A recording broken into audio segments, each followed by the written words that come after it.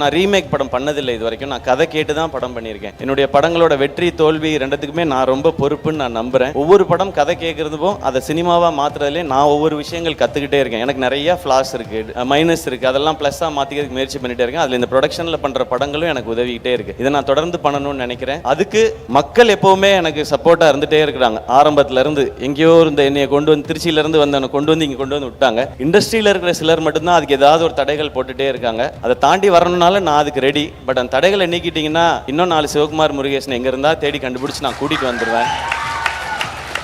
சரவணன் பேசும்போது நிறைய எனக்கு நடந்த விஷயங்கள் எல்லாம் நாங்கள் பேசினேன். எனக்கு நடந்த அத்தனையும் சரவணன் எனக்கு தெரியும். நான் எல்லாத்தையும் கேட்கறது அதான். நான் ஒரு ஆசையோட வந்திருக்கேன். எனக்கு இவ்வளோ பேருக்கு கிடைக்காத ஒரு வாய்ப்பு எனக்கு கிடைச்சிருக்கு. இந்த வாழ்க்கையை அர்த்தமுள்ளதை ஆக்கிக்கணும்னு நான் ஆசைப்படுறேன்.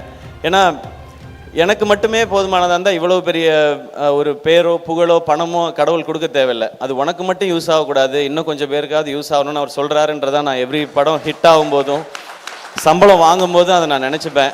அதை முடிஞ்ச அளவுக்கு எனக்கு தெரிஞ்சவங்களுக்கோ நல்லது நான் பண்ணிகிட்டு இருக்கேன். இதை படத்துலையும் என் இண்டஸ்ட்ரிக்கு எனக்கு இந்த இடத்த கொடுத்த இண்டஸ்ட்ரிக்கு நான் திருப்பி ஏதாவது கொடுக்கணும்னு நினைக்கிறது தான் இந்த மாதிரி படங்கள் பண்ணுறது. ஸோ நான் இதை தான் பண்ணணும்னு நினைக்கிறேன். ring a ring a ring a ring a ring a ring a ring a ring a ring a ring a